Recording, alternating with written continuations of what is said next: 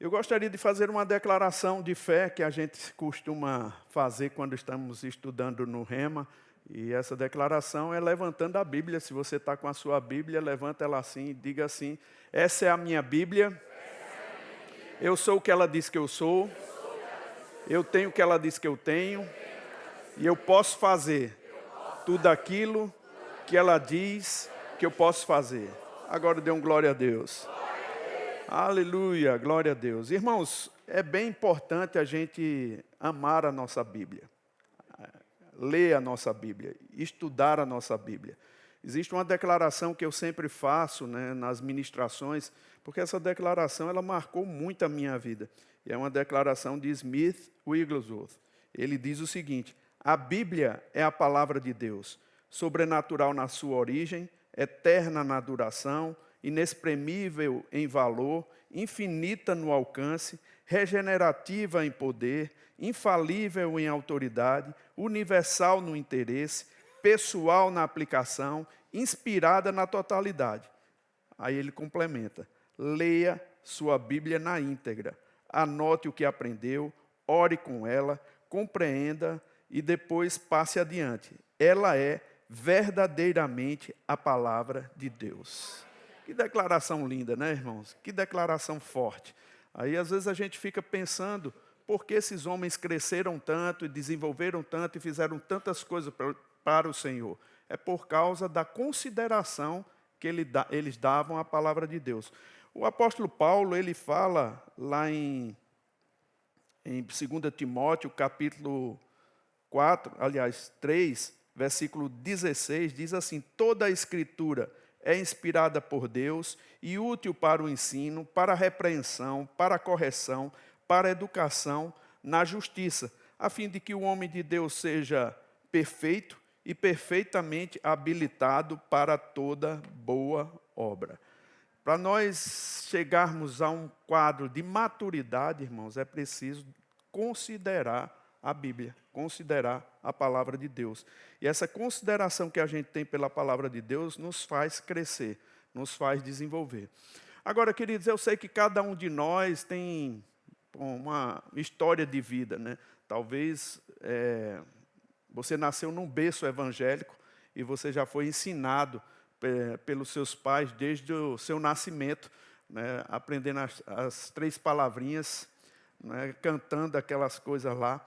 Talvez você aprendeu desde o berço mesmo, mas para a maioria dos cristãos brasileiros, irmãos, não é uma realidade essa, né? Muitos de nós nascemos num berço cristão, não evangélico, né? Que tem suas misturas, seus pensamentos, né? E essas correntes de pensamento, muitas vezes, elas nos acompanham na vida adulta, né? E é preciso chegar a um ponto da gente poder renovar a nossa mente, como o apóstolo Paulo ele fala em Romanos capítulo 12, versículo 1 e 2, para nós nos sacrificarmos, porque esse sacrifício é um culto santo e agradável a Deus, né? Para a gente poder mudar o pensamento. Eu costumo dizer que um pensamento errado não sai por imposição de mãos, um pensamento errado só sai quando um pensamento certo entra. Mas para que esse pensamento certo entre, é preciso dar atenção aos novos pensamentos, aos pensamentos da palavra. O apóstolo Paulo, ele fala lá em Efésios, capítulo 4, versículo 17, ele diz o seguinte: isto, portanto, digo e no Senhor testifico, que não mais andeis como também andam os gentios, na vaidade dos seus próprios pensamentos, obscurecidos de entendimento, alheios à vida de Deus por causa da ignorância em que vive, pela dureza do seu coração, os quais, tendo se tornado insensíveis, se entregaram à dissolução para com avidez cometerem toda sorte de impureza, mas não foi assim que aprendestes a Cristo. Essa narrativa do apóstolo Paulo, ela é bem interessante, né? Porque mostra uma conduta de vida gentia, né? Como os gentios andavam, a vida passada, mesmo para pessoas que nasceram de novo. Ele vem falando sobre o perigo. E esse perigo ele se constitui na ignorância que os cristãos nascidos de novo andam, né? Por não conhecer a verdade, por não conhecer a palavra, muitas vezes andam conforme o velho homem, ou a natureza antiga. E isso é um perigo, porque nos faz nos tornarmos insensíveis insensíveis a Deus. E essa insensibilidade, irmãos, ele causa problema para nós, né? Eu me lembro, logo quando eu me converti, como eu vinha falando, que nós temos histórias variadas, né? E nascemos em famílias que têm correntes de pensamento, correntes religiosas. Eu nasci numa corrente religiosa, católica, espírita. E me lembro muito bem como a gente vivia a vida. Minha mãe era muito devota, né? Ela seguia para os dois ramos, num sentido católico, no sentido espírita.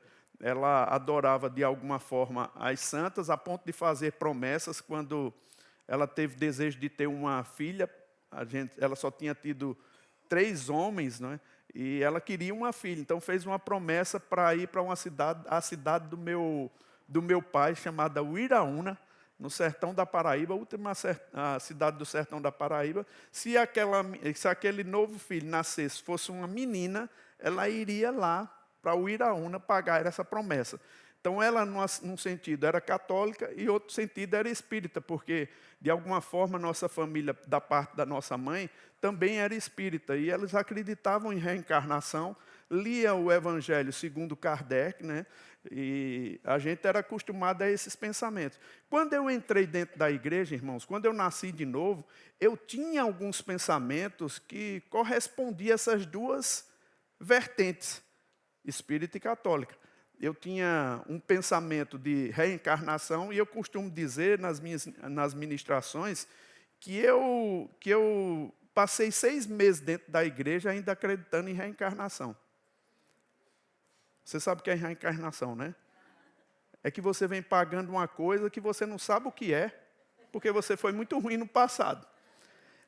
Não soa tão injusto, irmão, você vir para esse mundo, pagar uma coisa, pagar uma conta que você deve no passado, numa vida passada que você não sabe o que é, mas é melhor viver essa vida assim e está tudo bem, porque quando você voltar de novo, você vai estar um pouco melhor. Você nasceu dessa forma agora porque você está pagando, mas na outra você se regenera um pouco mais nessa vida, na outra que você vier, aí você vai ter uma vida um pouco melhor do que você teve hoje. Não sou injusto Deus fazer a gente pagar um preço que a gente não sabe, o preço que é, a culpa que nós temos, nem a justiça natural, irmãos, faz isso. Quando se julga um criminoso, ele sabe exatamente, ou deve saber exatamente o motivo pelo qual ele está sendo julgado e sentenciado. Não é? A sentença vem pelo um crime cometido. E a pessoa que vai para um presídio, ele deve saber, né? Nem sempre sabe, mas deve saber. Nem sempre sabe por causa das questões lá que você sabe, né? Mas ele deve saber o crime que cometeu. Amém? Deve saber. Nem a justiça natural, ela age como esse pensamento espírita, né, que tem. E as pessoas podem estar pensando, você está criticando os espíritas? Não, de jeito nenhum. Tem pessoas maravilhosas lá, mas eu posso, de alguma forma, confrontar os pensamentos que não estão em linha com a palavra, né, e dizer o que é certo e o que é errado. Não é correto a gente ainda estar dentro da igreja misturando pensamentos. Irmãos, e a bem da verdade, existem muitos pensamentos que são de origens em outras religiões, dentro da igreja. E é bom a gente também tentar separar as coisas, sabe? Porque senão a gente vai ficar em dúvida com respeito a Deus. E tem um pensamento, eu gostaria que você abrisse comigo lá em Tiago, no capítulo 1. É bem interessante. Tiago, capítulo 1. Vamos ler. Versículo 1. Tiago, servo de Deus e do Senhor Jesus Cristo, às 12 tribos que se encontram na dispersão, saudações. Meus irmãos, tende motivo de toda alegria o passardes por várias provações, sabendo que a provação da vossa fé, uma vez confirmada, produz perseverança. Ora, a perseverança deve ter ação completa, para que sejais perfeito e íntegros em nada deficiente. Diga em nada deficiente. Há um pensamento, irmão, no seio da igreja, que Deus prova a nossa vida para Ele saber o que está dentro de nós. Esse pensamento é muito comum, talvez não no meio do rema, no meio do verbo da vida, mas é bem comum ouvir esse pensamento. Deus está te provando para saber o que é que tem dentro de você, o que é que tem dentro da sua vida. Na verdade, isso é um pensamento que não corresponde com a verdade, né? Não corresponde com aquilo que a gente conhece dos atributos divinos. A Bíblia fala, irmãos, que Deus é onisciente. Diga, Deus é onisciente. Onisciência quer dizer, ou pressupõe, que Ele conhece plenamente todas as coisas, ele sabe todas as coisas passadas, presentes e futuras, sem precisar aprender, descobrir ou investigar nada. Deus simplesmente sabe. Ele é onisciente. E nesse pensamento, irmãos, é interessante a gente perceber que lá no Salmo 139, abre lá comigo bem rapidinho, Salmo 139.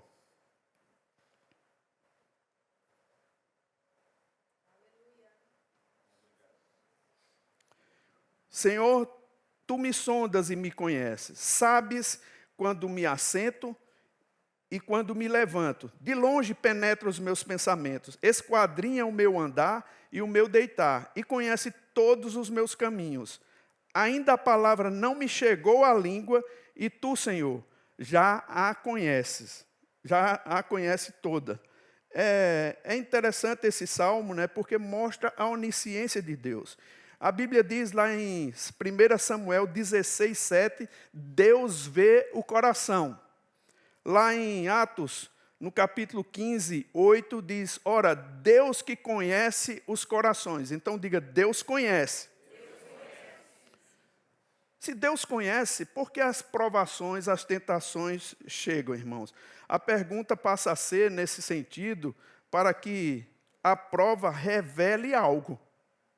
Então, a prova que nós passamos, ou as pressões que nós passamos, revela algo que está controlando a nossa vida. E não revela para Deus, Deus conhece. Revela para nós. Nós ficamos conhecendo. Muitas vezes é para nós mesmos. Agora, veja o quadro de Pedro, né? Jesus sabia que Pedro ia negar ele, mas Pedro não tinha essa consciência. E Pedro passou por essa prova, né? E terminou que Pedro, ele negou Jesus. Lá em 1 Coríntios, capítulo 11, versículo 28, Deus diz para o homem examinar a si mesmo, né? Ele não diz para Deus examinar a você. Ele diz para o homem examinar a si mesmo. Não é Deus que examina para descobrir alguma coisa. Deus sabe, mas você precisa examinar. Você precisa perceber. Você precisa atentar, não é? Tiago também fala, irmãos, que é possível nós nos enganarmos a nós mesmos, não é? Então, se é possível nos enganar, esse exame que nós fazemos na nossa vida, ela vai trazer algum fruto, algumas coisas que nós precisamos atentar. E eu acho que é interessante a gente perceber, né, que quando nós estamos passando por uma situação de prova, é claro que a gente vai ser, de alguma forma, pressionado. Mas você já viu uma laranja, quando você pressiona ela, o que sai daquela laranja quando você pressiona? Suco. Laranja. A pressão não colocou aquele suco dentro, o suco já havia, mas quando você pressiona, sai. Quando você pressiona algo, irmão, quando você é pressionado, vai sair de você o que domina você. Amém? Então é bem importante a gente entender que a pressão ou a provação, ela vai revelar se você está em fé, se você está em medo, se você está em orgulho. Esse tipo de situação, ele traz uma percepção para nós e para os outros também. Agora, queridos, eu sei que existem alguns textos, sabe, na Bíblia, e principalmente no Velho Testamento, que se a gente for ler sem o olhar no Novo Testamento, na revelação que a gente tem, pode dar a entender que Deus, ele precisa provar você para conhecer o que está dentro. Abra comigo lá em Deuteronômio capítulo 8. No versículo 2. Deuteronômio, capítulo 8, versículo 2. Diz assim: recordar-te-ás de todo o caminho pelo qual o Senhor teu Deus te guiou no deserto, estes 40 anos, para te humilhar, para te provar, para saber o que estava no teu coração, se guardarias ou não os seus mandamentos. Alguns estudiosos, irmãos, falam que essa palavra saber aqui significa manifestar, trazer à luz ou demonstrar. Ou seja, revelar o que estava dentro. Deus ele não levou o povo para o deserto, irmãos, para saber o que é que tinha no coração dele. Deus sabia. Deus já conhecia o coração do povo. Mas muitas vezes, irmãos, nós passamos por algumas situações e nós, nessa prova, nós entendemos como é que está o nosso coração. É revelado para nós. Deus não precisa dessa revelação. Deus não fica impressionado. Rapaz, eu não sabia que isso estava lá dentro. Não, Deus já sabe. Há uma passagem bem clássica, né, é quando Deus fala com Abraão, no capítulo 22, 12, quando Deus diz: agora sei que temes a Deus. Deus não acabou de descobrir algo que não sabia, irmãos. Na verdade, Deus revelou a história de um homem que cria. Você entende a diferença? É uma coisa que vai pegar Deus de surpresa. Deus não é pego de surpresa. Deus sabe, diga Deus sabe. Aleluia. A prova, irmãos, ela tem um sentido, tá? A prova não é para descobrir o que está, Deus descobriu o que está em nós. Ela revela o que está em nós. Ela prova a evidência da nossa condição. Isso tudo para nós. Então, nós estamos passando por uma dificuldade, por uma pressão, e nós começamos a descobrir, não é, o que está acontecendo conosco. E eu achava interessante, porque o pastor Bud, ele dizia: basta eu passar 3 minutos conversando com a pessoa, eu sei se ela está em fé ou não. A sua conversa revela, né? Sua vida revela. Então, é bem importante a gente ter essa noção. Aquela leitura lá abre lá novamente em Tiago, capítulo 1, por favor. Tiago, capítulo 1.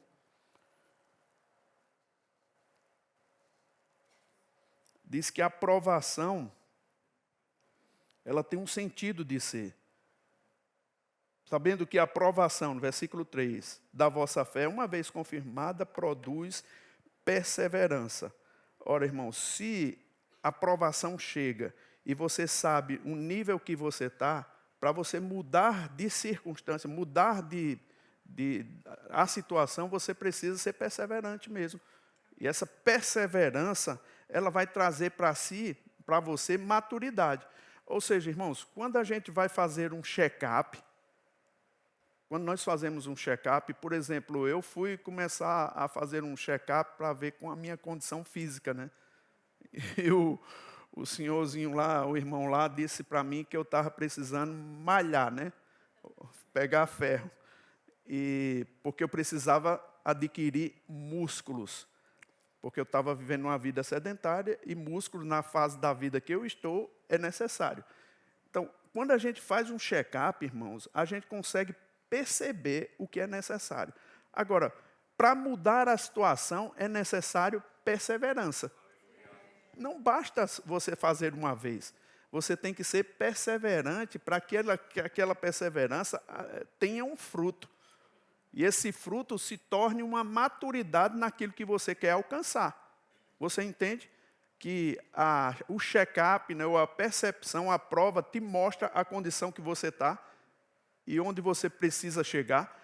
Isso, para mim, é bem importante.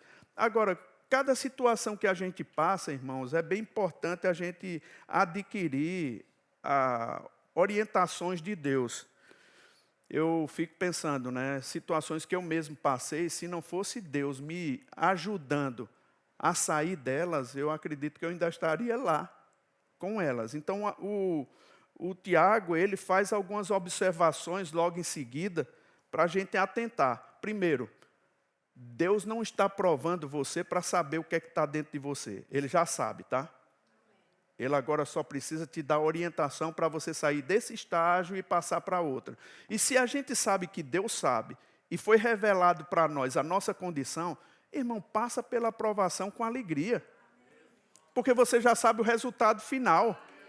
Né? Não precisa passar com cara de jumento, como dizia o pastor. Passa com alegria, celebrando. Né? Passar por toda a provação. Não é ficar na provação, não é desejar uma aprovação, porque a aprovação chega para todo mundo, tentação chega para todo mundo. A questão é você passar da forma correta. Agora, por vezes, a gente não sabe como passar. Aí, Tiago, ele fala, meus irmãos, se alguém precisa ou necessita de sabedoria, peça a Deus, que a todos dá liberalmente, e não lance em rosto, ou não lhes impropera. Peça, porém, com fé e nada duvidando, porque o que duvida é semelhante à onda do mar, impelida e agitada pelo vento. Não suponha esse homem que alcançará alguma coisa do Senhor. Homem de ânimo dobre, inconstante em todos os seus caminhos. Veja, queridos, que o Tiago ele apresenta algumas condições para que a gente possa passar pela circunstância, pelo problema. Ele primeiro diz, reconheça a necessidade de sabedoria. E a sabedoria de Deus. Queridos, se você tem necessidade de sabedoria para sair dessa situação, reconheça e peça a Deus. Agora ele diz, peça, porém, com fé, em nada duvidando.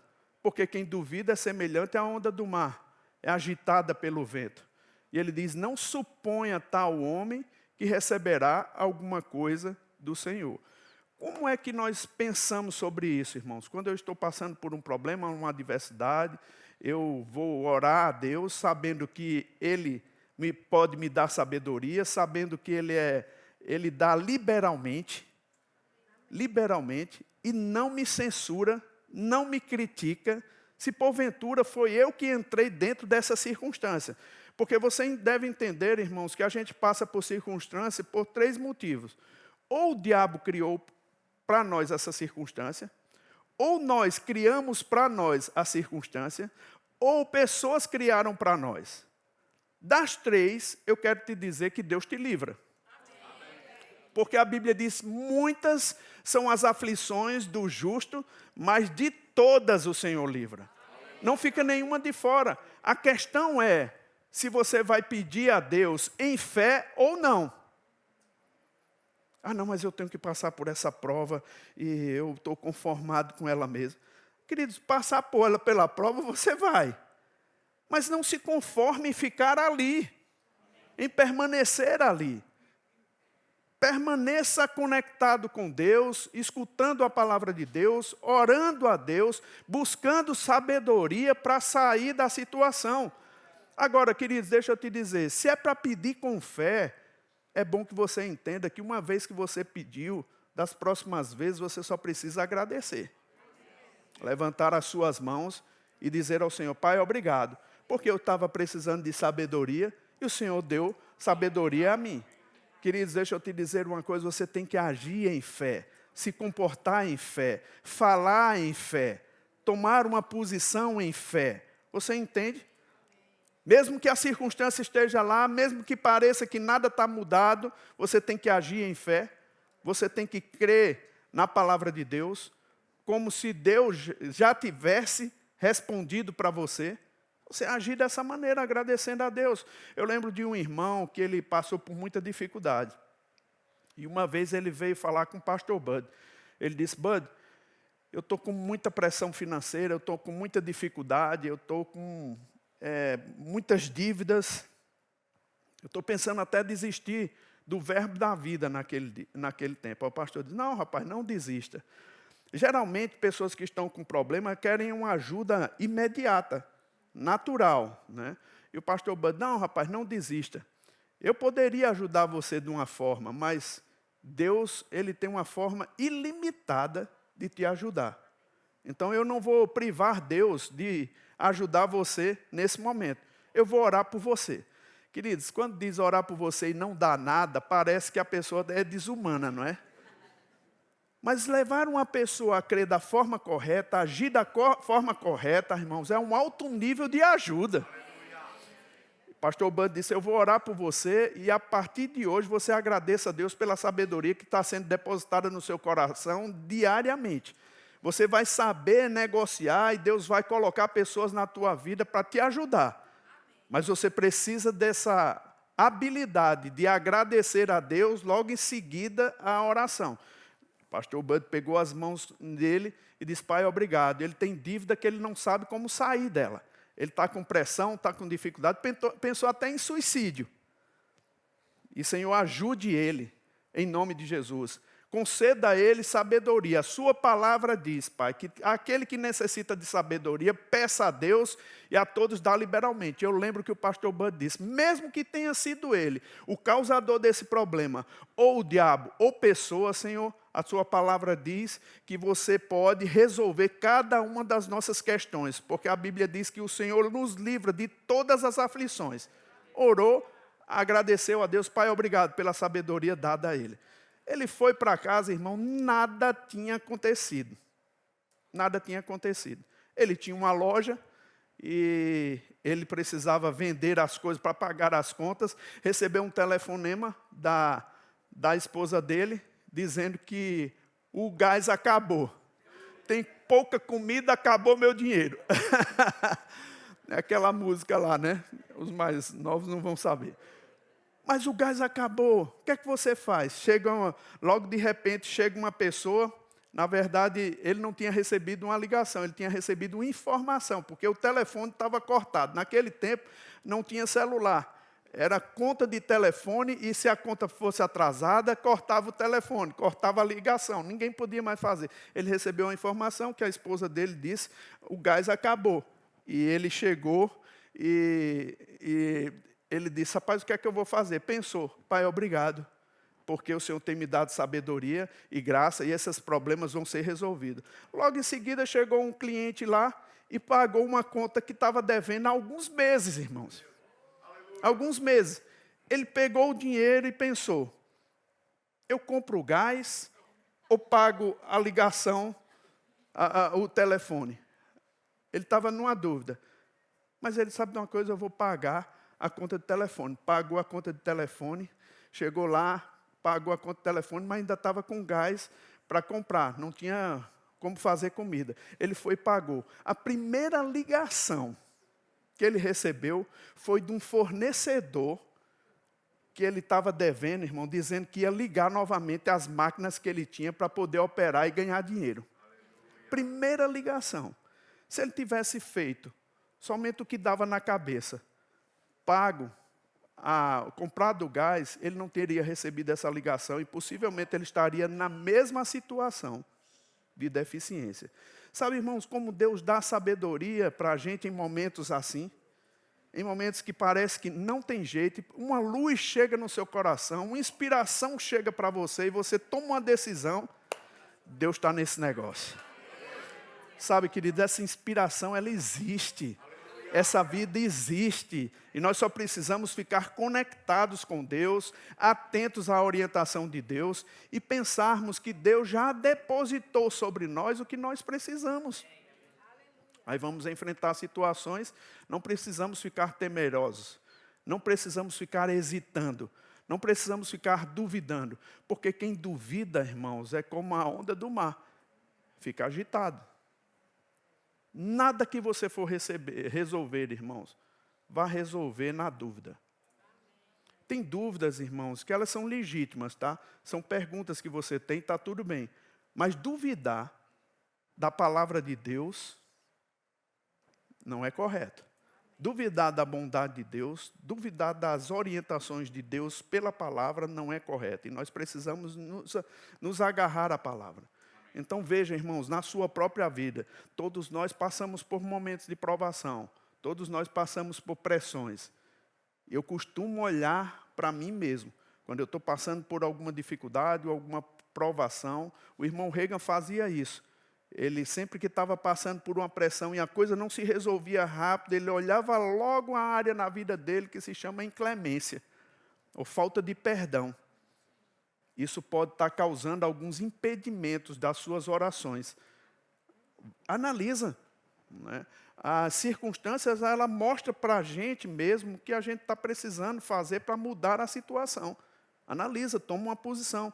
Às vezes, irmãos, por vezes, é uma atitude de arrogância, uma atitude de soberba, que faz com que Deus impeça, ou Deus não possa nos abençoar, seja impedido de nos abençoar. Agora, numa mão, tá? Se você está sendo arrogante, se você está sendo orgulhoso, numa posição que você já sabe que deve mudar, aí não vai ser nem o diabo resistindo a você, vai ser o próprio Deus. Deus resiste ao soberbo. Sabe? Então é preciso a gente analisar se uma posição de arrogância, de soberba existe em mim, eu preciso reconhecer. Eu preciso dar o braço a torcer e dizer, Pai, me ajude a sair disso. E Deus vai te ajudar.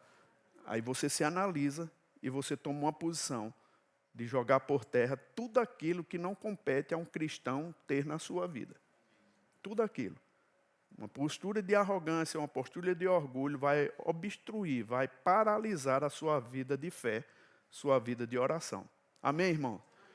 Eu penso que talvez algumas coisas que você tenha passado na vida e você olhe para trás, você tenha conseguido perceber por que não aconteceu no tempo que você desejaria que acontecesse. E às vezes não é nem que as pessoas não contribuíram, é que elas são muitas vezes impedidas de contribuir, porque Deus, ele vê seu coração, ele vê sua atitude, ele vê tua disposição. Então, que a gente possa analisar mesmo a nossa vida e ter uma atitude mais sublime, uma atitude mais digna para viver essa vida cristã, num nível de fé e num nível de obediência que Deus nos abençoa, consegue nos abençoar. Amém? Porque nós já fomos abençoados com toda sorte de bênção. Amém, queridos?